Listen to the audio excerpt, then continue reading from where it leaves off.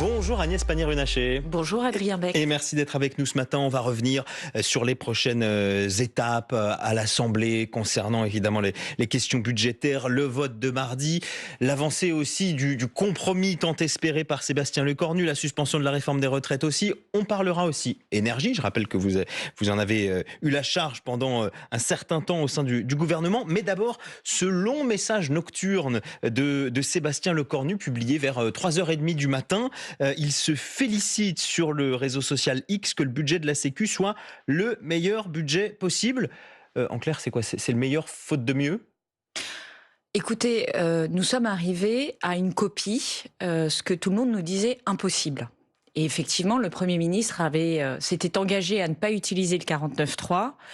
Et sans 49.3, nous arrivons à une copie qui est pas la meilleure. Moi, j'ai une grande frustration, c'est que à chaque fois que le bloc central qui a pris ses responsabilités a proposé des économies, il n'a pas réussi à les faire voter.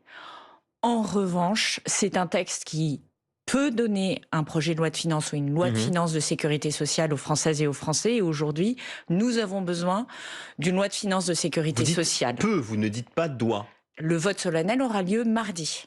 Et nous, en responsabilité, nous soutiendrons ce budget. Chacun peut maintenant justement endosser ce texte. C'est aussi ce qu'écrit Sébastien Lecornu. Est-ce que vous n'avez pas l'impression que, vu tout ce qu'il y a dedans, tout ce qu'il n'y a pas, vous le disiez vous-même, c'est plutôt personne ne voudra l'endosser ? Vous savez, ceux qui ne soutiendront pas un budget devront en répondre devant les Françaises et les Français. Aujourd'hui, ce qu'attendent les entreprises, ce qu'attendent les ménages, c'est d'avoir de la visibilité et de la stabilité. Et ça, c'est un coût très élevé de ne pas avoir de stabilité, de ne pas donner de la visibilité. Aujourd'hui, les entreprises ont arrêté de recruter. Elles ont arrêté d'investir. Les ménages ont stoppé leurs projets, ils ne consomment plus vraiment. Donc on fait contre mauvaise fortune bon cœur, quoi, pour reprendre cette expression un peu datée. Donc on fait des compromis en responsabilité. On aurait, je pense, pu aller plus loin. On aurait pu affronter la question des dépenses structurelles. On aurait pu chercher à avoir un budget plus ambitieux. Mais la copie est correcte. Et le débat qui s'est fait des Républicains jusqu'au Parti Socialiste est un débat qui s'est fait en responsabilité, qui est d'ailleurs beaucoup plus digne que l'image que peuvent en avoir les Français à l'extérieur, parce que c'est vrai que le Rassemblement national et les filles se sont employés à brouiller les pistes, qu'ils ont pu voter des choses totalement absurdes à certains moments ces dernières semaines. Mais l'un dans l'autre, on a pu corriger cette copie et on est arrivé à un texte qui n'est pas enthousiasmant, mais qui est une loi de finances de sécurité sociale qui est digne pour les Françaises et les Français. Agnès Pannier-Runacher, on va revenir avec vous sur ce qui s'est passé ces dernières heures à l'Assemblée nationale. Vous y étiez hier soir dans cet hémicycle et a été votée donc cette suspension de la réforme des retraites. C'est la mesure phare du budget de la sécurité sociale et on sait que c'est au cœur du pacte avec les socialistes. Est-ce que vous savez nous dire ce matin comment est-ce que cette suspension de la réforme des retraites va être financée concrètement ? Alors, je vais être très claire. Cette suspension de la réforme des retraites, qui est en fait un décalage de la mesure d'âge d'une année, c'est 300 millions d'euros l'année prochaine. 300 millions d'euros. Donc, quand dans le même temps, aucun groupe politique ne soutient l'année blanche, et que, je rappelle que l'année blanche, le groupe Ensemble pour la République, mon groupe, était prêt à en discuter les modalités, était prêt à dire on comprend tout à fait que pour le RSA, il faut indexer le RSA. On rappelle, année blanche, c'est en clair, on ne revalorise pas les prestations. Exactement, les prestations sociales et les retraites. Et les retraites aussi. Et les retraites. Donc prestations sociales, ça va de l'allocation adulte handicapé en passant par des mesures familiales, en passant. Donc c'est vraiment toutes les prestations qui sont versées aux Français. Eh bien, tous les autres groupes politiques ont balayé cette discussion, c'est 3,6 milliards d'euros. Donc ceux qui nous disent aujourd'hui que le financement des retraites est un problème, 300 millions d'euros l'année prochaine, alors qu'ils ont balayé des mesures qui étaient 10 fois plus coûteuses pour le budget de la sécurité sociale, sont des hypocrites. On vous sent pas très à l'aise ce matin quand même sur cette suspension de la réforme des retraites. Je suis parfaitement à l'aise. C'était la grande réforme structurelle de ce second quinquennat d'Emmanuel Macron. Je suis parfaitement à l'aise parce que ce qui comptait pour nous, c'est-à-dire qu'on aille à 64 ans et qu'on aille jusqu'au bout de cette réforme. Et je dis pas que c'est la meilleure réforme et je dis pas qu'elle résout tout. Ce qui comptait pour nous est toujours là dans le texte. C'est un décalage d'une génération, d'une année, de la mise en œuvre de la mesure d'âge. Toutes les améliorations pour les femmes, toutes les améliorations pour les carrières hachées sont toujours aujourd'hui mises en œuvre. Et je rappelle que pour plus d'1,5 million de pensionnés, de retraités, c'est une amélioration de leur pouvoir d'achat. Ça, nous l'avons préservé. Tout ce qui, aujourd'hui, est à la fois de la rigueur, c'est-à-dire qu'on pose la question difficile de comment on finance les retraites à un moment où les retraités arrivent de plus en plus nombreux à la retraite. C'est une bonne nouvelle, ça veut dire qu'ils vivent en bonne santé et ils vivent plus longtemps. Et que de l'autre côté, notre démographie s'effondre, c'est un constat. Donc cette mesure, cette suspension, elle va quand même à rebours des enjeux actuels et donc de ce que vous venez de dire, de la situation démographique en France. Mais cette suspension, c'est pas une suspension, c'est un décalage sur une des mesures de la réforme des retraites. Alors, on en a fait beaucoup on en a parlé très symboliquement et je le comprends parfaitement. Mais la réalité, c'est que nous avons tenu sur le fait que la question des retraites devra être adressée au moment de la présidentielle et que nous ne revenons pas en arrière sur une réforme très difficile. Nous assumons la difficulté et nous avons, avec mon groupe, avec Gabriel Attal, fait des propositions. C'est un bon sujet de présidentielle, la réforme des retraites pour 2027. Mais c'est surtout qu'il va falloir que les responsables politiques affrontent la question des retraites. Je rappelle que sur ce qu'on appelle le dérapage de la dette financière, de la dette publique française, c'est la moitié de ces 1 000 milliards de dettes supplémentaires. Et ce n'est pas parce qu'il y aurait des politiques qui auraient mal agi, c'est parce que nous vivons plus longtemps, ce qui est une bonne nouvelle, et c'est parce qu'il y a de plus en plus de retraités et de moins en moins de salariés pour financer les retraites. Et je veux juste rappeler une chose, mais très rapidement, parce que le régime par répartition, quand j'en parle sur le terrain, moi je suis élue du Pas-de-Calais, à Arras, les gens me disent moi j'aurai une retraite, je paye mes cotisations sociales.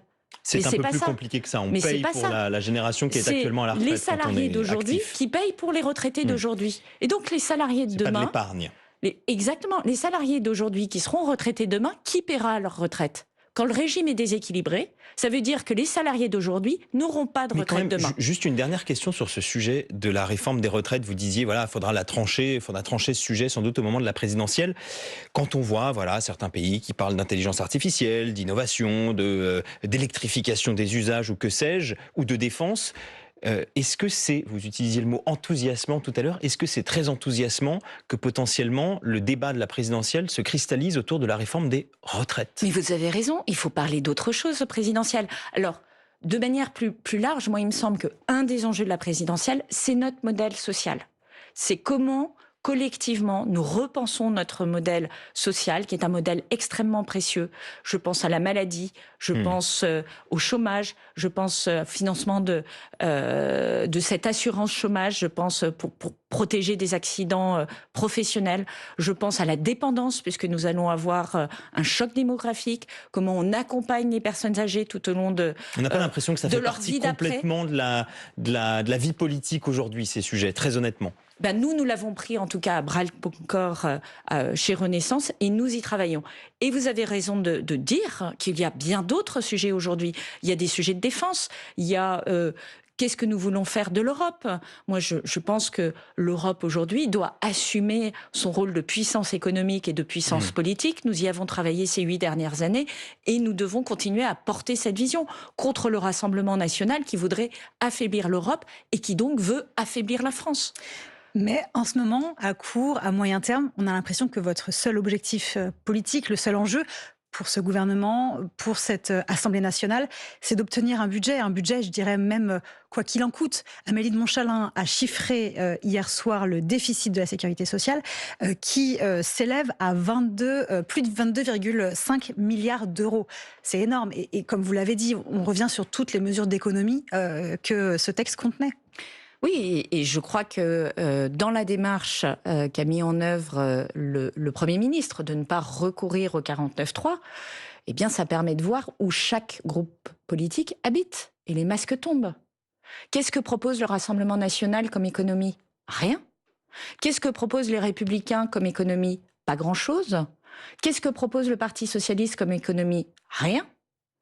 Et encore, on peut donner quitus aux Républicains et au Parti socialiste d'essayer de trouver des compromis en bonne intelligence, de travailler et de sortir des postures. Mais quand il s'agit du Rassemblement national et les filles, ils votent main dans la main des augmentations de taxes de 36 milliards d'euros. C'est ça la réalité. Et le RN, qui, sur les plateaux de télévision, sur les marchés, disent défendre les Français et lutter contre l'augmentation des impôts, vont augmenter et votent les augmentations d'impôts à hauteur de 34 milliards d'euros sur le projet de loi de finances. Donc les masques tombent. Est-ce que vous diriez qu'on est allé trop loin dans ce compromis en direction du Parti socialiste? On a entendu des voix à droite, aussi du côté du bloc central dont vous faites partie, disant, attendez, on a été quand même négligé, tout ça pour acheter, entre guillemets, les voix socialistes. En réalité, je crois qu'il faut nuancer ce compromis. On aurait tout lâché au Parti socialiste. Qu'est-ce qu'on a lâché? On a lâché 300 millions d'euros sur les retraites. J'aurais vraiment aimé que sur d'autres sujets, on ne lâche que 300 millions d'euros et pas 3 milliards d'euros. Je l'ai dit sur, par exemple, la question de l'année blanche, où on aurait pu discuter. Je trouve très curieux que des salariés payés au SMIC financent l'indexation de retraités payés 2 fois plus cher qu'eux, ou retraités pensionnés 2 fois plus qu'eux. Mais bon, c'est le choix qui a été fait et nous avons été battus sur cette mesure-là au vote. C'est une réalité. Et s'agissant de l'augmentation de la fiscalité, pour le coup, nous arrivons à une situation neutre où mon groupe a pu baisser les impôts qui pesaient sur les revenus du travail et ça a été compensé par une augmentation des revenus du capital. Je crois que c'est acceptable. Vous restez avec nous, Agnès Pannier-Runacher. On se retrouve juste après l'info en 1 minute. Il est 9h moins le quart. Voici Diane Ferchit.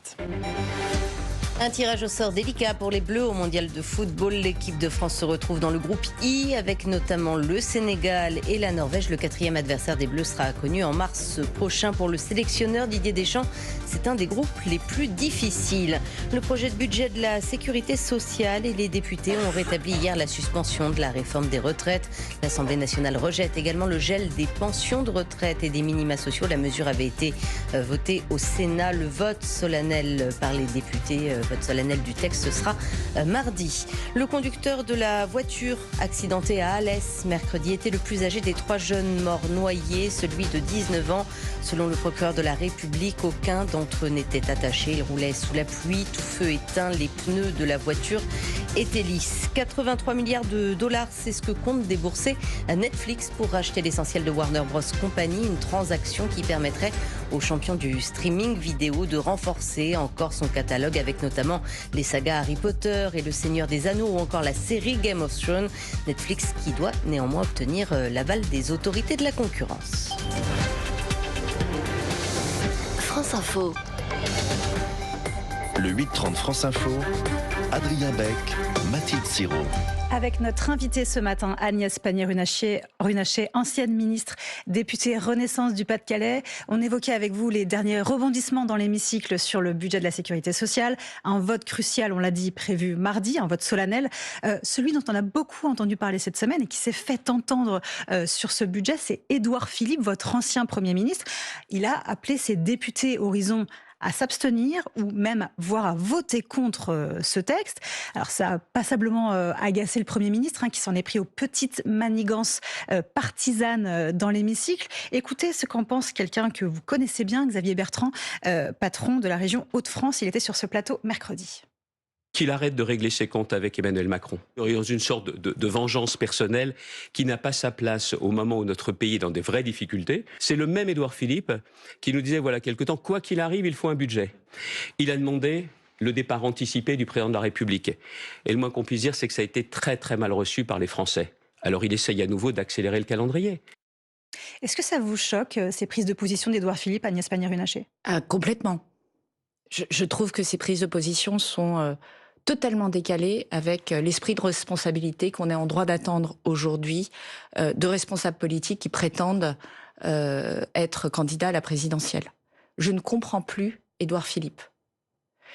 Et j'ai toujours bien travaillé avec lui, j'ai été ministre de son gouvernement, mais sincèrement, je ne le comprends plus. C'est quoi? C'est de la fébrilité, Agnès Pannier-Runacher? Et quand j'écoute les députés Horizon, je ne suis pas certaine que je sois seule à ne plus le comprendre.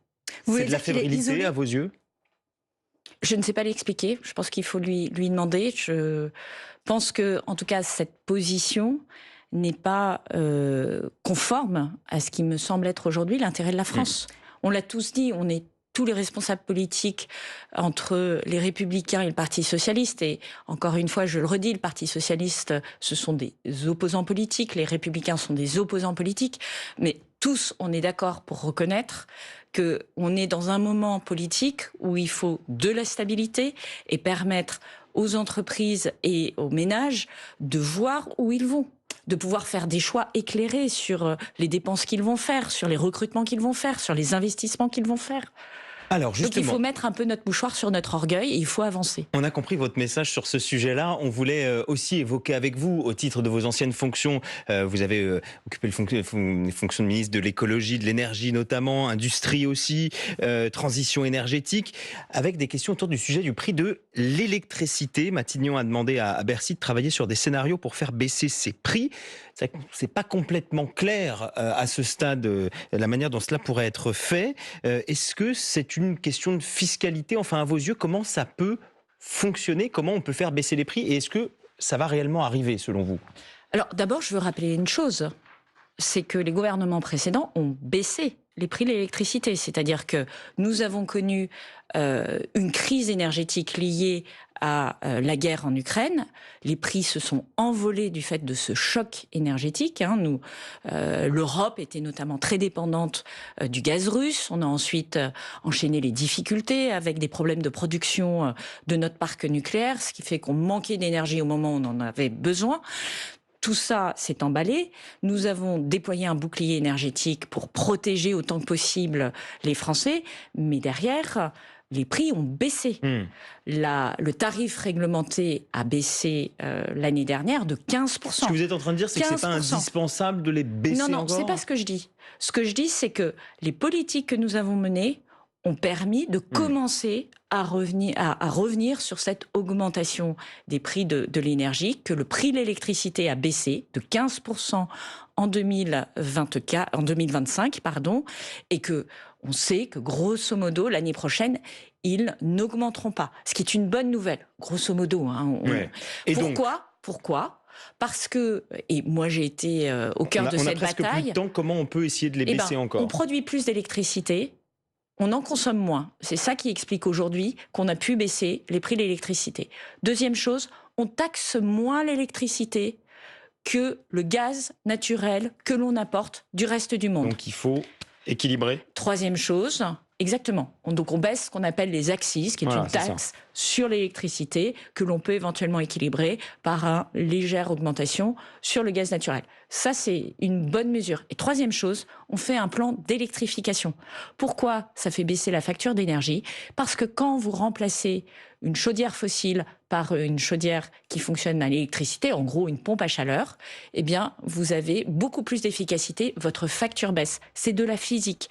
Un moteur thermique consomme plus d'énergie qu'un moteur électrique. Donc l'idée du thermostat n'était pas absurde finalement, celle qui a été abandonnée, le thermostat là pour toutes les... L'idée du thermostat n'est pas absurde, tout à fait. C'est une idée qui théoriquement est rentable à très court terme. C'est pour ça que je suis très étonnée. Alors, moi, je travaille justement avec le secteur pour comprendre pourquoi il voit des difficultés dans la mise en œuvre. Je suis prête à l'entendre.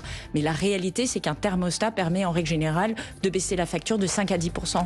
Donc, c'est économisé rapidement. Merci pour ces explications claires donc, sur le prix de l'électricité. Agnès Pannier-Runacher, députée Renaissance du Pas-de-Calais et ancienne ministre.